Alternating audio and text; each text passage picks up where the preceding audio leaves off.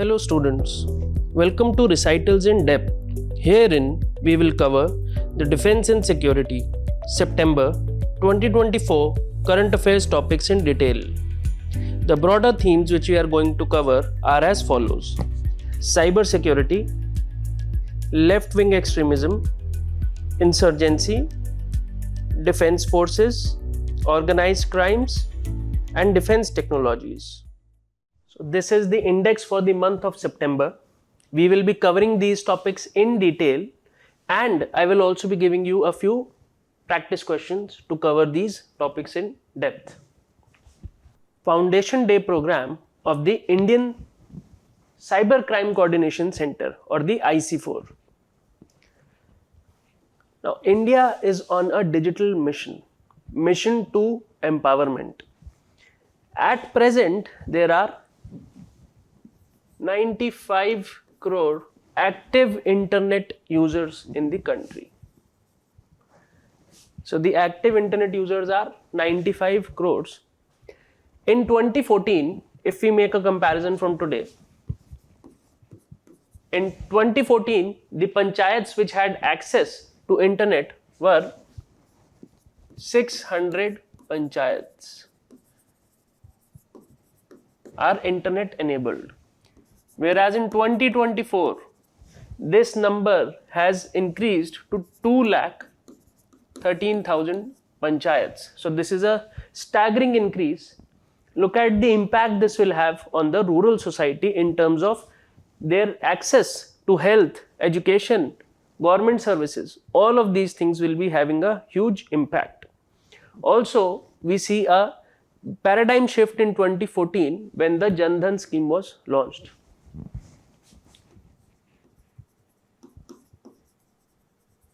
Pradhan Mantri Jan Dhan scheme, you know this scheme, it is very famous for opening bank accounts. So 35 crores accounts have been opened in this time, and with this also there were also some existing users, so they got 36 crore RuPay cards. So 35 crore new bank accounts were opened, and 36 crores RuPay cards have been given out to the people. So this is your data for this information. But what is to be noted here is that because of this inclusion, financial transaction, digital financial transactions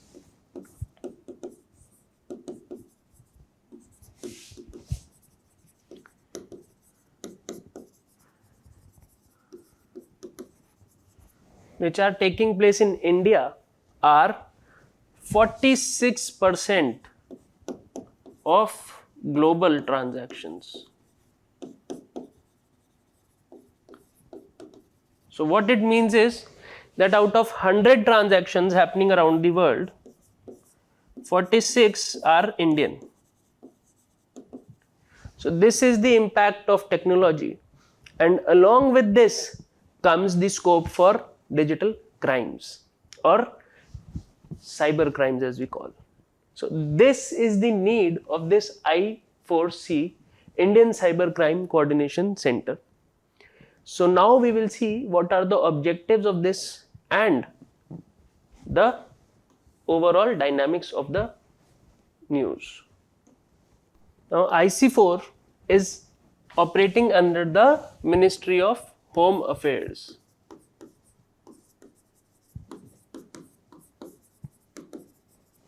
So the main area it will focus upon is going to be cyber crimes.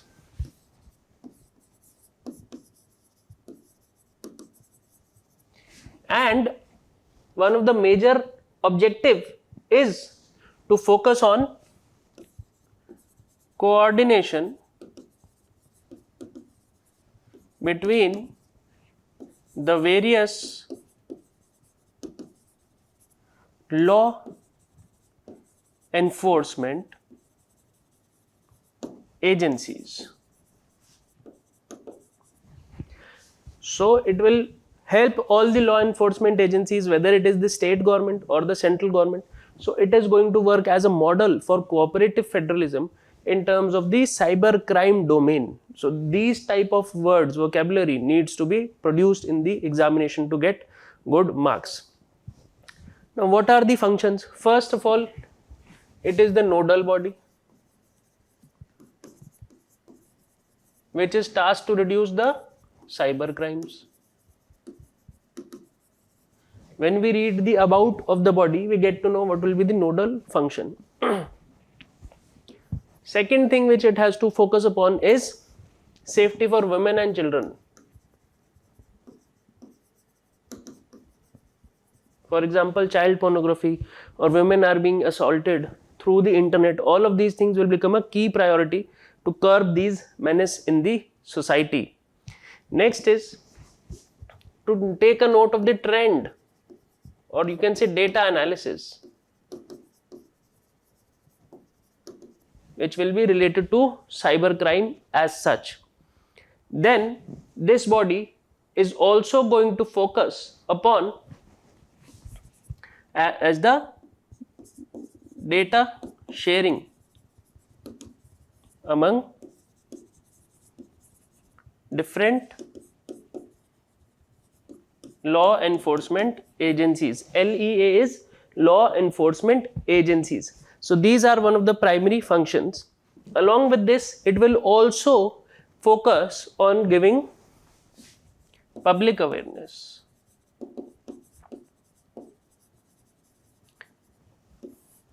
Now based on these functions, there are going to be certain initiatives. So the initiatives which flow out of these functions are National Cybercrime Reporting Portal. This is also known as NCRP.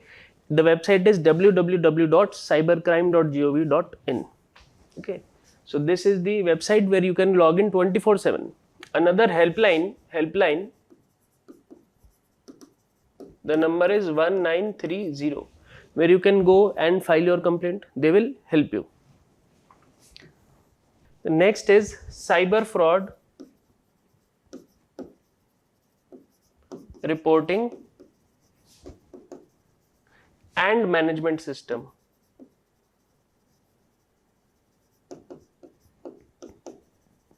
So not only this portal, but the management software behind it has also been developed by this body. Another function is the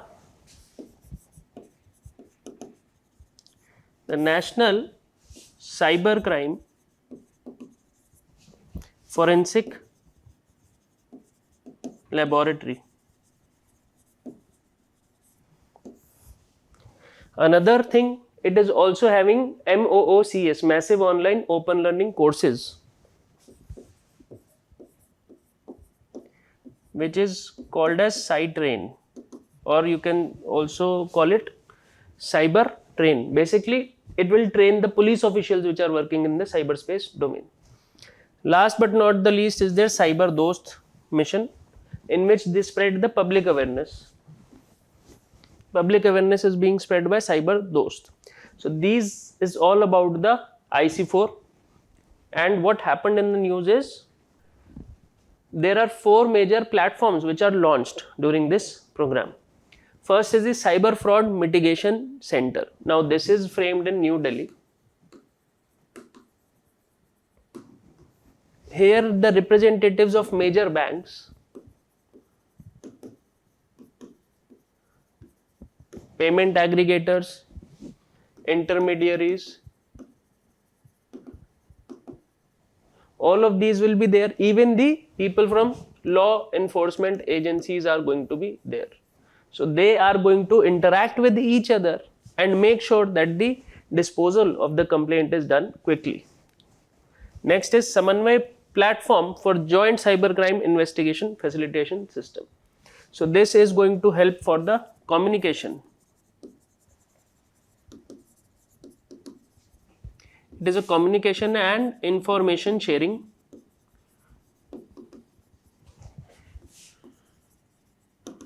platform. Here the central or the union agencies can share the data very quickly with the state agencies. Samanvay portal, this is very important for the prelims perspective.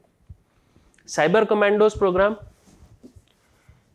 the government will train 5,000 people, or you will call them cyber experts, which will help the government either at the union level or at the state level, which will have expertise in this cyber domain.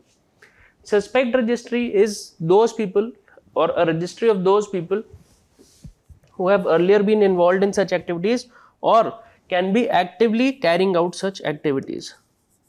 Actively or earlier, they have now become passive involvement, either at the present or in past they were doing it. So the registry will be maintained of these people. Center doubles funding for road connectivity in left-wing affected areas. Now this news is particularly important because in the last edition or the previous edition we had studied this topic, that the Home Minister had announced India will be free of Naxalism by 2026. So he has given a deadline for this Naxal problem to end, and all the governments are working effectively in this. So last year the allocation was 500 crores to build these roads. Now this year the allocation is 1000 crores as such. So the program is road connectivity in left-wing extremism affected areas. Now we will study this program in detail and see what are the key highlights. Now the project is road connectivity project for LWE affected areas.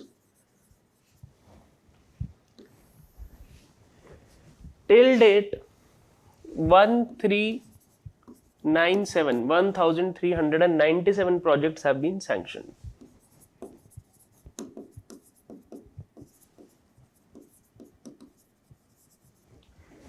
Out of that, the roads which are to be completed are going to be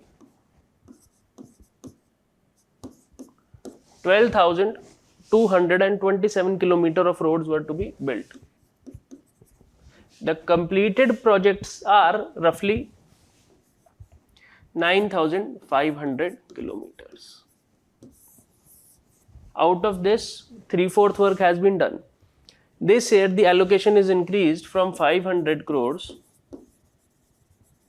to 1,000 crores. Which is the ministry which is taking care of this? Ministry of Rural Development. This is your program.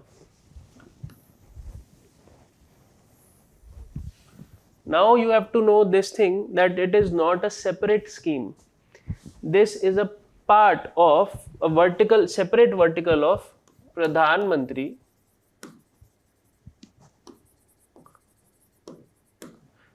Gramin Sadak Yojana. So it is the overall scheme.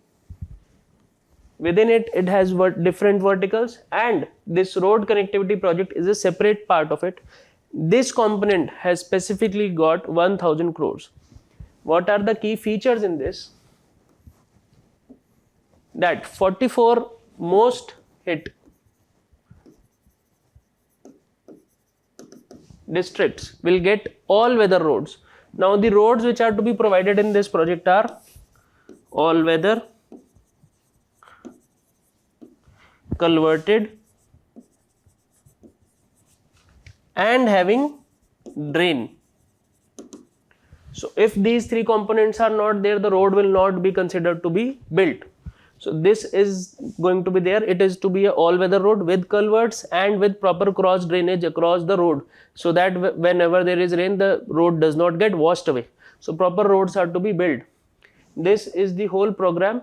44 most hit districts along with their adjoining districts in 9 states. So if this is a district which is hit by Naxalism, so adjoining this side and this side, 2 districts will be also covered under the scheme. So it is going to provide access to the people to various services. Along with this, it is going to have a lot of socio-economic impact. This socio-economic impact will help the people to prosper and develop themselves, to give them more prosperity in the future. And this is also going to have a security outcome. So you have to understand this. Whenever there are successful operations, it cannot be only on the basis of attack. Economic and social development is needed along with it. Now we will practice a question on this. What balance should be struck between security operations and development initiatives while tackling left-wing extremism? Highlight the role which infrastructure development and better governance play in addressing the root causes of left-wing extremism. So the part which we have studied till now is important for this question, and also we will be studying a news related to Manipur, which is based on insurgency. Now in the syllabus there is a topic mentioned, interplay of development and internal security, crime and development, crime and underdevelopment. You need to understand all of these things in proper holistic manner so that you can write answers which are dealing with such dimensions. Now a few days ago I was using social media on my mobile phone and I got a message from a very affluent friend that I am in trouble and I need certain amount of money, and the person is also a celebrity. So I thought that there is some issue and I was about to send the money, but before doing that I thought I would just give him a call. So when I confirmed what is going on, when I inquired, he suggested that there is no such issue and please send me the screenshot so I can see what has gone wrong. So when we got to know, it was a cyber attack. A cloning of the profile was done, impersonation was done, and the person who had cloned the profile was sending messages to the loved ones to say that please send me money because I am in a problem. So this is another type of cybercrime which has come up. We had studied the IC4 before this. Now we will be studying the WhatsApp impersonation. Even the Chief Justice of India, the Vice President, the members of Parliament, all have become prey to this type of a cyber crime where people are faking their personalities and asking them to send money. So this is known as WhatsApp impersonation. So you will get a message from a similar number, similar profile, but it will be fake. Now we will study this topic in detail. Now what are the thing is that a person will acquire a WhatsApp access.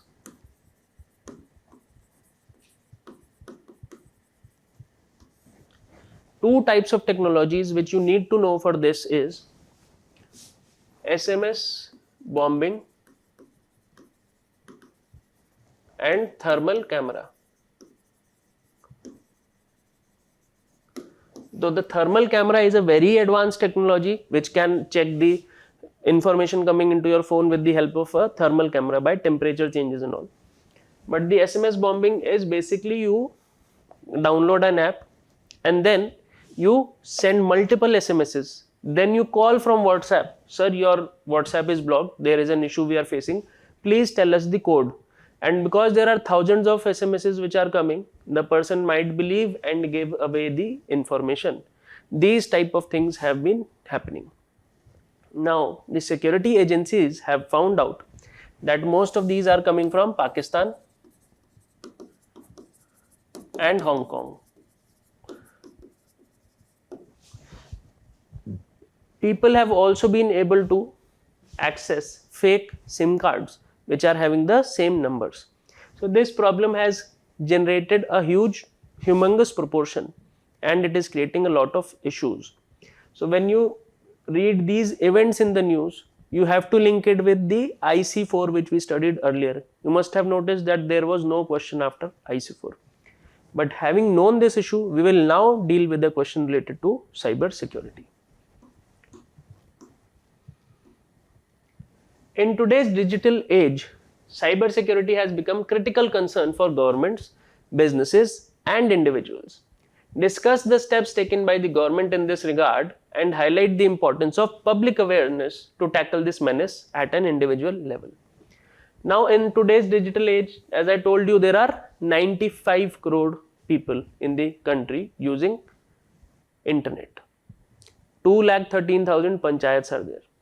Also, 36 crore RuPay debit cards or credit cards are RuPay enabled cards are there. 46% of the global transactions are taking place in India. Digital financial transactions are taking place in India. Now, what are the steps taken by the government? You can say IC4. All the initiatives taken by the IC4 can be put in here. And what is the importance of public awareness to tackle this at an individual level? Now, you have to also stress on this point whether it is only the government's responsibility or you can simply go away and happily give your OTP to every person who is standing next to you. Okay, this is my credit card, please take this OTP. Are we also not responsible? So, what is the role people need to play? What is the role financial literacy will play? What is the role which the government agencies can play? So, there has to be an overall in-depth analysis and a holistic view when you are answering such questions. Though one cannot say that it is only individual's responsibility because he had the phone, he gave the money away himself, but it is also the responsibility of the state because different people will be having different levels of human development. So, this is where you need to step in and give a compassionate as well as a knowledgeable answer. You should be having all the details with you while writing these answers. Changes in the armed forces to shed the colonial influences or the colonial mindset needs to be done away with. So, in this particular piece of news, we are going to discuss what are the changes which have been considered and what are to be implemented as of now, which are in the talking stage. So, both of these things will be seen, and this is very important because the patriotic armed forces are very critical for the continuation of a nation. Machiavelli, if you have read this political science scholar, famous for statecraft, he suggested that the prince, because he was addressing the prince at that time, the prince should have an army of nationalists and not mercenaries. Mercenaries are people who are fighting for money or the joys of war, the plunders of war which they will get after killing others. But nationalist people will make sure that the nation is continued. Now, having colonial insignia was a great disrespect to our great nation. So, this is what we have to discuss. What are the changes being considered and what have already been implemented?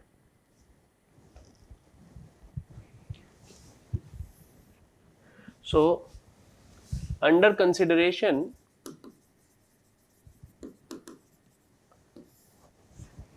the first thing is the Defence Management College or the College of Defence Management at Secunderabad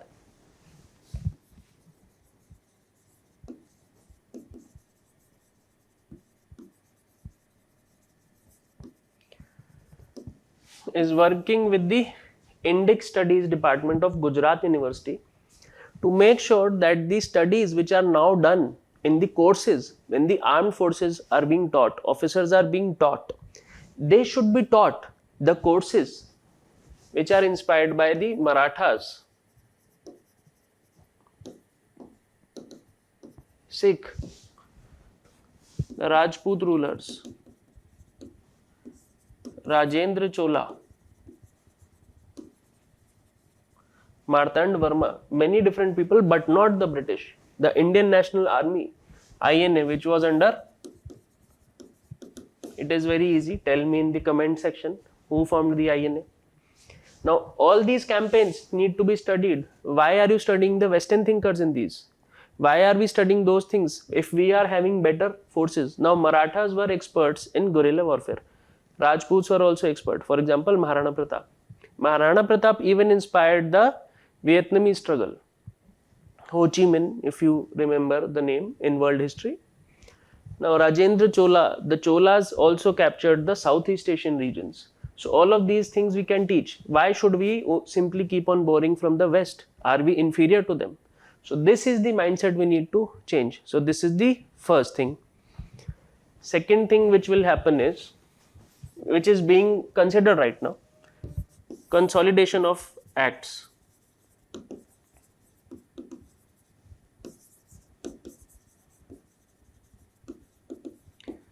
So at current, the Army Act, Navy Act and the Air Force Act are separate and they are formed by the British. So now it is being considered that we should consolidate a Tri-Services Act or the Defence Officials Act. The name may be different when it comes out, but this is the idea. I hope you can get the idea from this. Another thing is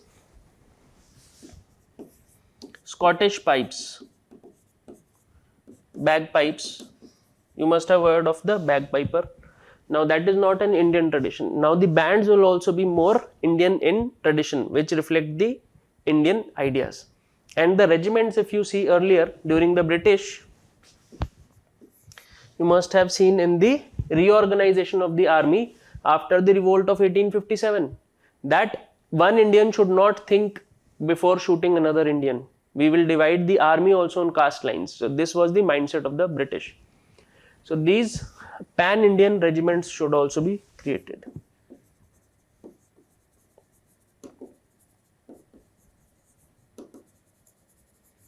For example, there are Jat regiments, Sikh regiments, etc. Now they want to create pan-Indian regiments. Okay. So this is the consideration things which are being considered at the moment. Other things which have been implemented. First is the changed insignia.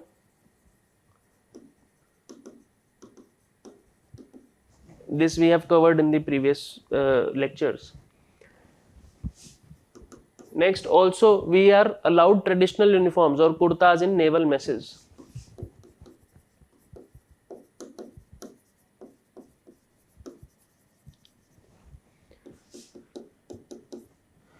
Now there is a song which we used to be played by the army, Abide With Me. Now it is replaced by A Mere Watan Ke Logo, which is a famous Indian song. Then there is also indigenization of ethics.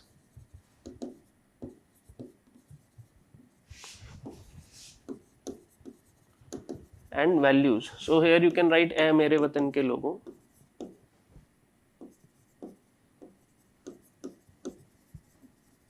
Or we are replacing the British or colonial songs with our own songs.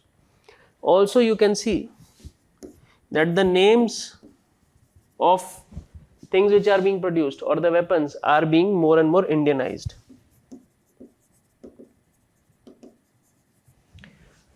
Now for example, helicopters will be named Dhruv, Chetak, etc. Earlier there was the MiG, Chinook, the name were carried on as such. Now these changes are being done. You can also give your opinion in the comment section as to whether these are good considerations or the previous one should be followed as such. Last year when the Agniveers scheme was announced, there were massive riots in the UP Bihar region. Now trains were derailed, tracks were destroyed, police stations were set on fire, a huge ruckus was made. This was when the Agniveer scheme was just announced. But now the Agniveer scheme has started running. There was a huge violent public reaction to it. The opposition also made an issue. But after successful implementation of the scheme, now different agencies are giving up job quotas to these Agniveers who will be taken in the army for a short period of roughly 4 years. And then the major issue is that of their rehabilitation. Now BrahMos Aerospace has notified the reservation for Agniveers. Now BrahMos Aerospace is a company which is making the BrahMos missile. And they have said that we will reserve 15% of our seats for general and administrative posts. Also, in cases where the jobs are outsourced, we will reserve up to 50% of the jobs for the Agniveers, as it will give a strong foundation to the work ethic, because people who have been trained by the army will be very disciplined. So BrahMos is saying we will take them. Now this requires our attention in depth. We will discuss what are the various dimensions and what can be a few challenges. But I hope you have understood the idea, so let us delve into depth. Now the first benefit of this is that there will be enhanced career opportunities for the Agniveers. For example, after serving in the army, they will be requiring to study or work, whatever their career goal may be or future goal may be. Now this will give them enhanced career opportunities if there are reservations. We are not discussing only this news, I am discussing it in general as to if different government organizations reserve some spots for them. Next thing which can happen is it will be a big boost for the national security, because they will be trained in self-defense and also the defense of the country in the armed forces. Next is the social mobility for the youth. The youth will interact with different people, different exposures will be there, and it will be able to rise in its social status as well. But there are also few challenges. What about the fairness and equity? Already there are certain reservation levels, and if we are having Agniveers also, then what will be the role of merit? This is another question. Another challenge which has been put forward by the people is public sector jobs. Now if you consider since 2014 when this government has come, the role of the public sectors is declining as such in the economy, and private sector has taken a front seat. So this is what the critics are saying. Already there are less public sector jobs, already there are less, and there is reservation. What will happen if these jobs are going to them? It is basically linked to the fairness and equity also, but also on the sustainability of the fact whether the PSUs are needed or not. Last but not the least is the political and societal reactions. When the announcement of the scheme was done, then also there was a huge hue and cry, as I discussed earlier. So what will happen if these things continue to be done, and when the scheme in principle or Agniveer was under question, how good are these things? So this is the overall issue, and I hope you have a broad understanding of what has happened in this event. So based on this, we will try to do this. Now this is our practice question. The government's decision to reserve seats for Agniveers in government jobs and educational institutions is seen as a move to support their transition to civilian life after military service. What are the broader social, economic and administrative implications of this policy? So I hope you can use what I have taught you in the previous slide in the answer. How can the government ensure that this reservation system balances the interests of Agniveer and the general workforce while maintaining the merit-based recruitment principles in public sector employment? So which articles of the constitution will you be able to use in this answer? Though this is related to defense, this question is related to defense, security, government schemes. So, but it can also be asked as a polity related question or a governance related question. When you are studying for the UPSC, you must have this knack of studying the things in detail, or a holistic manner should be there. You cannot simply say that this topic is from GS1, so I won't see what are the implications it can have in administration. This topic is from GS3, I will not see what will be the implications ethically. So this bifurcation should not be there. There should be a holistic manner of preparation, so that your answers also show that you have wisdom. Navika, Sagar, Parikrama. So in this news what we have is that two naval officers, Rupa A and Dilna K, these two will circumnavigate the globe. They will go around the world from this line and come back to India. So this is called circumnavigation. The area which they will be covering is going to be 40,000 kilometers. So they will be going through 3 points on their journey.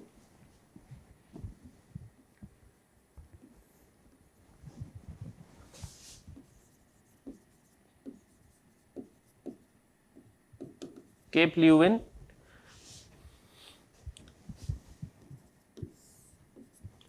Cape of Good Hope, and the Cape Horn.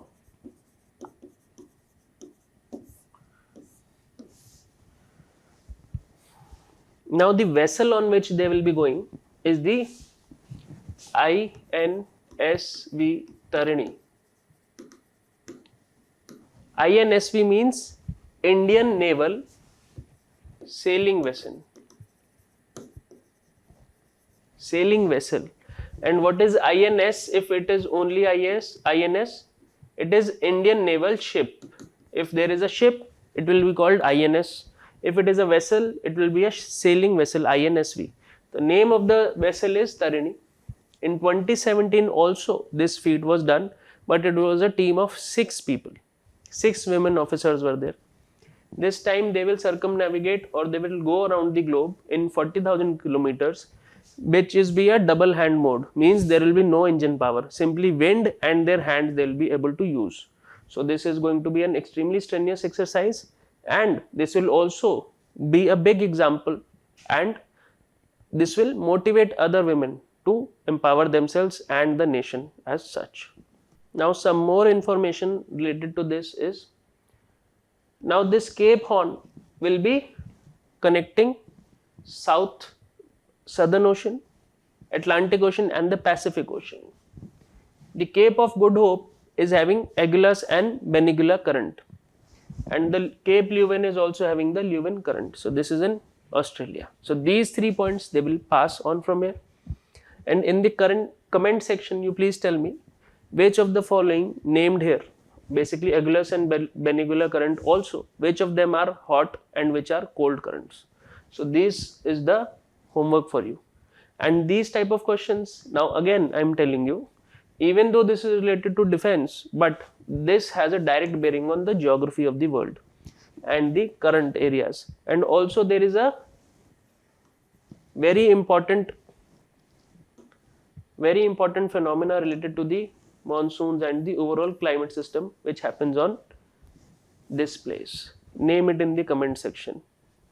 In a historic day for Tripura and India as such, 584 insurgents have surrendered. They were belonging to the National Liberation Front and the All Tripura Tigers Front. They have surrendered to the Chief Minister. And this is a historic day as the Tripura Chief Minister declares the state as insurgency free. To understand this in detail, we will need to understand what are the factors that led to this insurgency problem and how did they solve it. Now, as I told you in the Naxalism question, there was a link between development and crime, or underdevelopment and crime. In this question, you will also see how underdevelopment or depriving the people of basic amenities leads to crime and disorder in the state. Once this is done, we will be able to better appreciate the interlinkages between organized crime, insurgency, extremism and development. Now, to understand this in depth, we first need to understand what is the tribal composition of Tripura. There are 19 tribal groups which are indigenous, tribal groups which are staying there in Tripura from the onset. They can be Tripura, Rayang, Jametia, mind me for the pronunciation, etc. But there are 19 indigenous tribal groups. They speak the language which is coming under the family Kokborok. So this is the language which they speak, their tribal indigenous languages. Now, Tripura in 1949 was a princely state. It joined the India. In 1956, it was declared as a union territory, and in 1972, it was a full-fledged state. Now, but behind the scenes, these 19 tribal groups were undergoing a struggle of their own. In 1931, these tribal groups, which you can see, were having 95% of the population.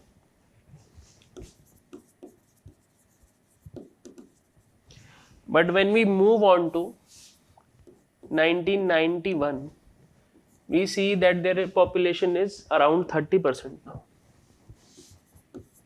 Approximately 30%, because there is a huge influx from the people from East Pakistan or Bangladesh as of now. So the whole demography of this area is changed as per them. Now, this indigenous population lost access, jobs, land, resources, and they did not get any support either from the state government or from the central government. So this led to their alienation.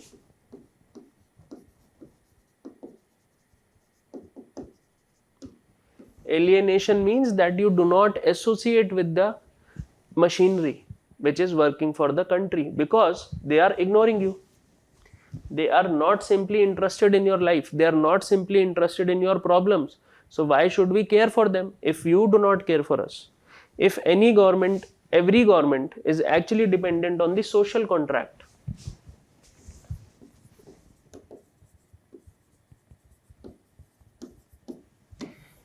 Social contract is that people will follow the laws and the government will protect them in return. This is a very simplistic way of telling you this. But if the government does not follow its duty, then the people will also come out of this contract. People will also not understand what the state is trying to say, because the state does not listen to us. So this whole situation was created in Tripura. I will simply give a recap. 95% of the population reduced to 30%, and simply administrative changes are being made.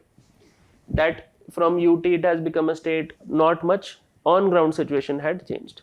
So the people are feeling oppressed and alienated. Now there is the rise of insurgency.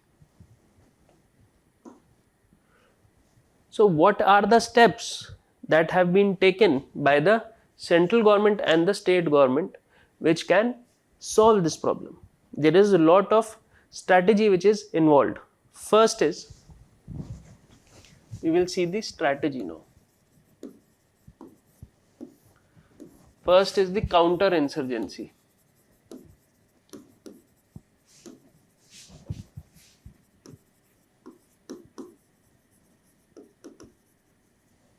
Counter-insurgency operations. A beautiful thing about the counter-insurgency operations, apart from being swift and smooth in the Tripura state, has been that it is done by the police and the CAPF, Central Armed Police Forces. There is no involvement of the army. So they have solved the problem dealing with this without involving the army, because as soon as the army is involved, the matter escalates to a different level. Then they have also employed what we call psychological warfare. Now, what was the role played by the insurgents? The insurgents used to say that the government is not doing anything for you. Now, what happened in this? Government increased its outreach. It became very proactive. Government said that this is the good work we are doing. So it advertised the good work done by it. Also, the government also promoted that what the insurgent groups are not doing.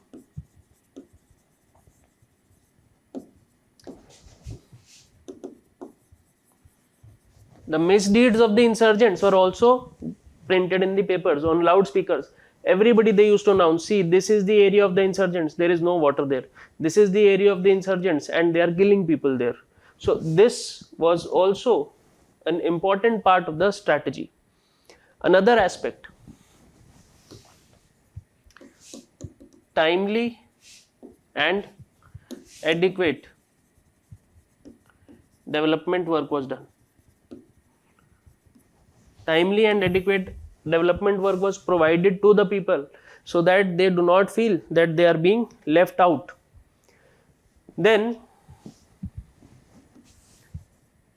peace marches were conducted by police and other officials. Now there were sensitization calls.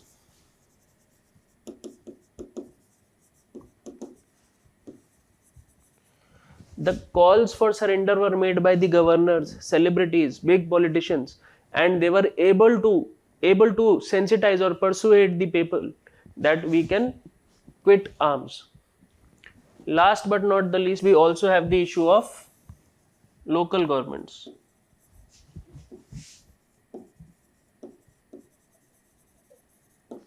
The Panchayati Raj institutions were given an enormous amount of power, autonomy. They could function and the people felt closer and closer to the government. With all this strategy, they have been able to end the scourge of insurgency from their state. Now this is a beautiful strategy and you also have insights into the cause of this problem. Now based on this, we will be able to solve the question which is coming up. Insurgency in various parts of India has often been fueled by a combination of socio-economic, political and ethnic factors. What do you think are the key drivers of insurgency? How can a comprehensive development and governance strategy be employed to address these root causes? Now, if you are a smart aspirant, you will also be able to understand that similar content can be used for Naxalism also. Because Naxalism is also fueled by underdevelopment and then there will be people who will carry you away from the state. In this case also similar thing was happening. So if there is development and good governance, definitely you will be able to come out of this problem. Simply using the gun will not be the best policy to overcome insurgency or Naxalism.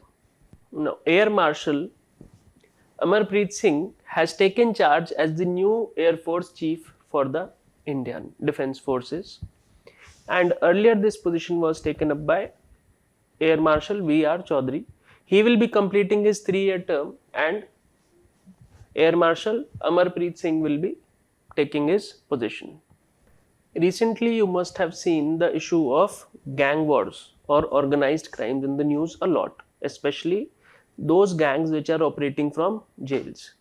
So it is also an issue which is highlighted by the media, by the law enforcement agencies and also in the celebrity circle.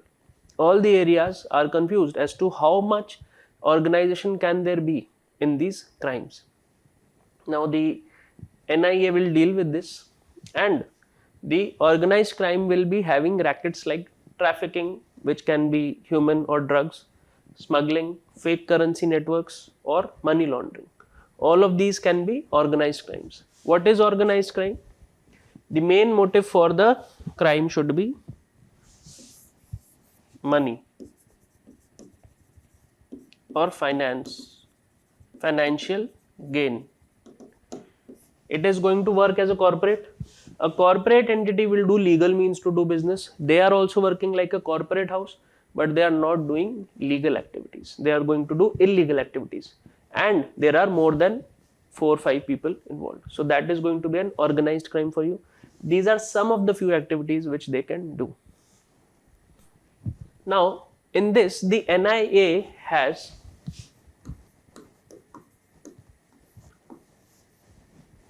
planned to create a database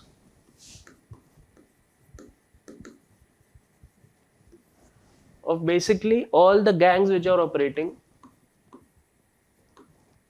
These gangs will also be basically what will be there in the database: the mobile numbers, name, social media accounts,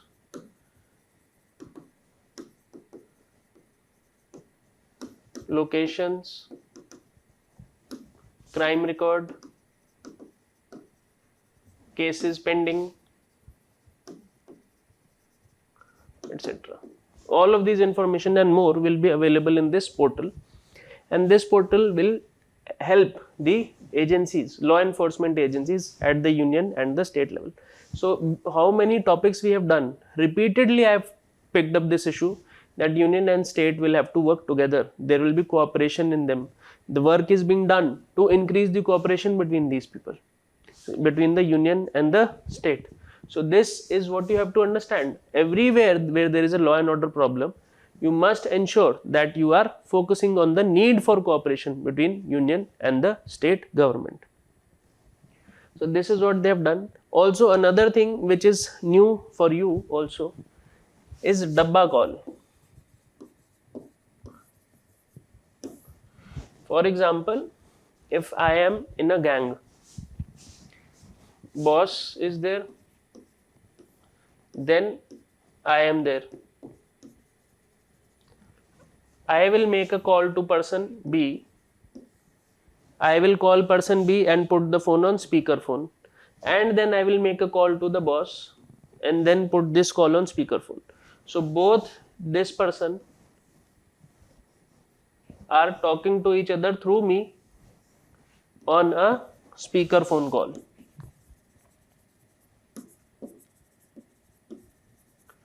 So in this case, we will not be able to know that this person is talking to B. Boss is talking to B, who is the target,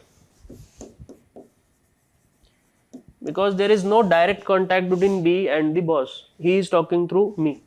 So this is the concept of dabba call. So this was in for the news for you.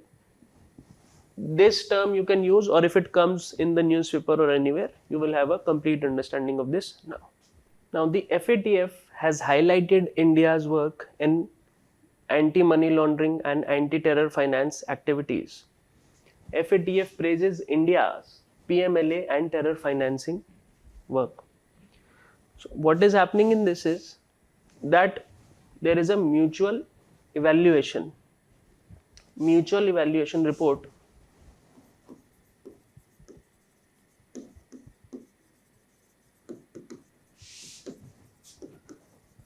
has come out.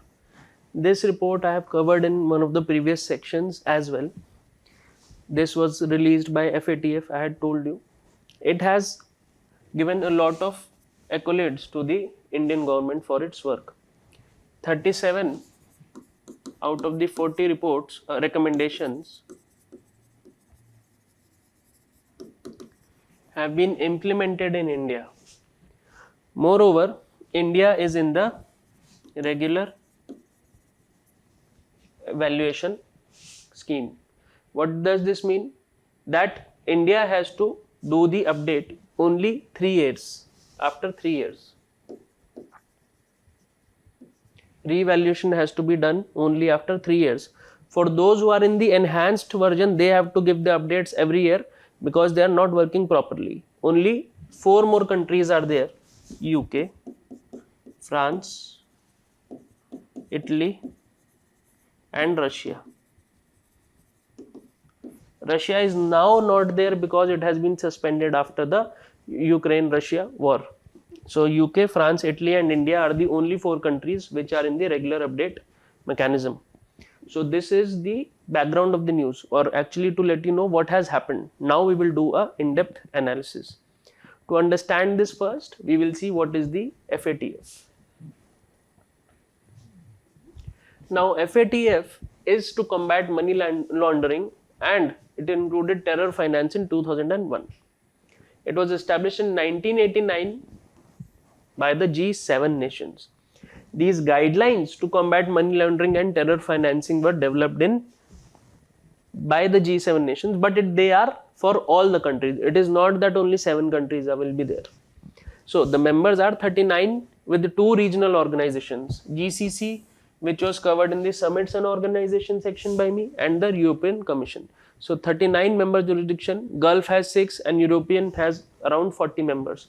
So there are roughly around 100 countries, major economies which are mattering. Now India is full member since 2010. So the key highlights are going to be two types. One, where they have appreciated. Second one is the improvement is needed.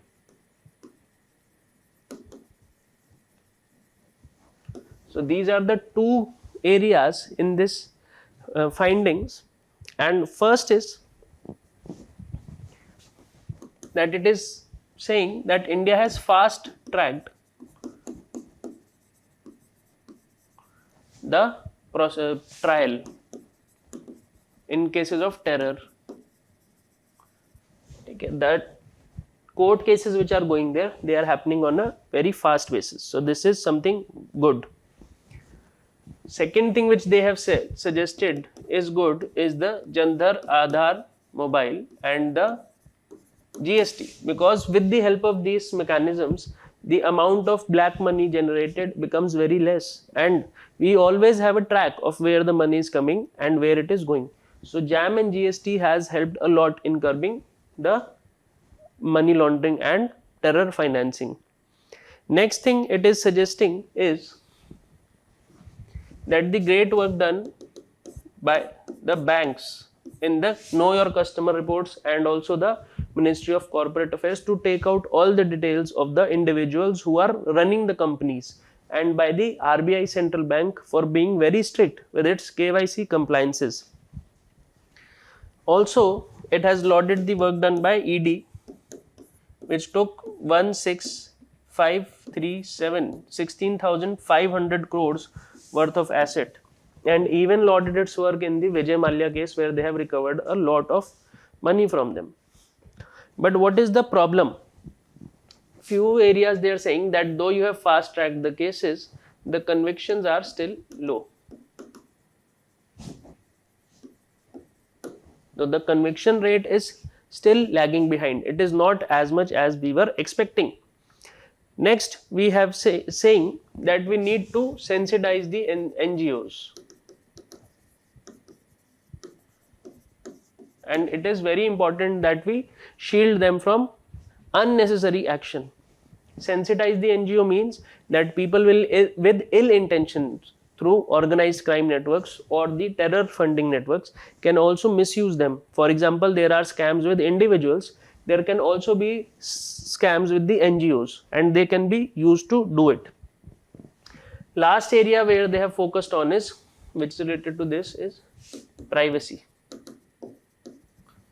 See, the people and the companies are giving all of their details, but where is the balance which you need to have with privacy? So these two things need to go on hand in hand, and work also needs to be done here. So with this, we have seen this appreciation and the area where improvement is needed, but also a detailed analysis has been done in a previous video. Money laundering is often considered as the financial lifeline of organized crime. How does money laundering facilitate organized crime? And what measures can be taken to effectively disrupt these financial networks, both domestically and internationally? So if you have watched this edition of the Recitals in Depth and the previous one, this topic has been dealt in detail for you, especially that related to money laundering and the FATF report. Based on that knowledge, you can very easily solve this question. CDS releases Joint Doctrine for Amphibious Operations. Now, this is a very upcoming news and very important. Also, you need to remember that this is the second joint doctrine. The first one was for cyberspace. Cyberspace means for space region and the computer region. Cyberspace. Now this is CDS Joint Doctrine for Amphibious Operations. What is amphibious operations? It means this area, this land which you can see is the enemy land, and the Navy along with the Army will launch a joint operation where the Navy will be for backup and also making the troops land on the ground, and these people will attack the enemy. So for example, in the Uri attack, after the Uri attack, there was a surgical strike. They went from a helicopter and landed. In amphibious, what happens? They will go from the sea route and then attack. So the joint doctrine has been released for these operations, and these are having far-reaching implications because it tells you about the readiness of the Indian Army. Now, what happens in such situations is that the next country has a mental effect of deterrence. Deterrence means that if they are fighting us, if they are assured that they will attack us, they will know that the Indian Army is also prepared. So this is a huge news for us, and this must be understood along with many other defense reforms which the country has taken. First of all will be the post of the CDS, then the other domains which we are working on. Modernization of the defense forces, indigenization of the defense forces in terms of the supply of weapons, Agniveers scheme, all of these things need to be converted into a whole and then understood. So 2 anti-submarine warfare vessels for the Indian Navy have been launched. The names are INS Malpe and INS Malki. So these 2 vessels have been launched. Total 8 will be launched. Now adding these 2, there are 5. Out of 8 have been launched. Now what is the role of these? For example, India has a lot of threats in the Indian Ocean, especially from China. Though USA, Britain are also there with its bases, Diego Garcia, Reunion Islands. There are many islands which the British, French and American submarines are also there. But the Chinese presence of late has been increasing. So these anti-submarine warfare vessels have been launched. They are launched at the Cochin shipyard, and it is a huge step towards indigenization of the defense forces in terms of the weaponization. So when you study these things, that a anti-submarine warfare vessel has been launched, but what you need to think is, now why suddenly are we in need of these things? So you automatically need to link it with the string of pearl theory or the Belt and Road Initiative of the China. So you can have a direct linkage with the geostrategic and the international relations which are going on at the moment. So in this, the vessels will be able to stop any attack from the submarines, which are actually very difficult to detect. So these vessels will be specializing in this capacity. So with this, we have completed today's discussion. Thank you so much.